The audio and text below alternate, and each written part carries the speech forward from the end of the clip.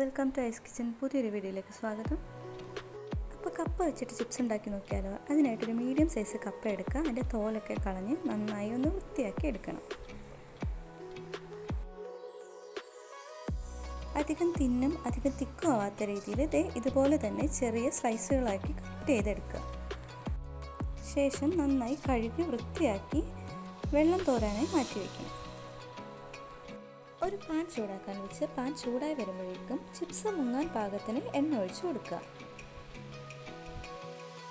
എണ്ണ നന്നായി ചൂടായി വരുമ്പോഴേക്കും തീ ഒന്ന് മീഡിയം ഫ്ലെയിമിൽ ഇട്ട് കൊടുത്ത് കട്ട് ചെയ്ത് മാറ്റി വെച്ചേക്കുന്ന കപ്പ ഓരോന്നായി എണ്ണയിലേക്ക് ഇട്ട് കൊടുക്കുക.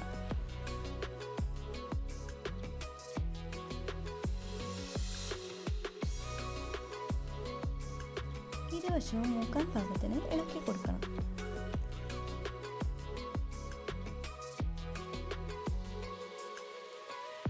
കപ്പയുടെ വെള്ള നിറം മാറി ചെറിയൊരു ഗോൾഡൻ ബ്രൗൺ നിറമാകുമ്പോഴേക്കും എണ്ണയിൽ നിന്ന് കോരി മാറ്റണം.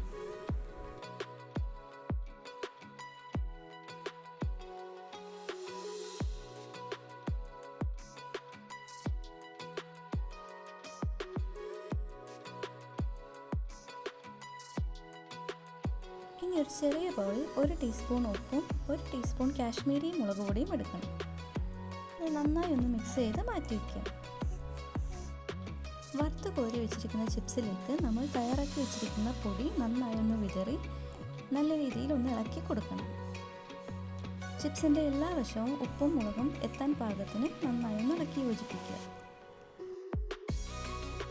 കണ്ടില്ലേ, നല്ല ക്രിസ്പി ആയിട്ടുള്ള കപ്പ ചിപ്സ് റെഡി ആയി കഴിഞ്ഞു. ഇതുപോലുള്ള വീഡിയോസിനായി എൻ്റെ ചാനൽ ഒന്ന് സബ്സ്ക്രൈബ് ചെയ്യുക.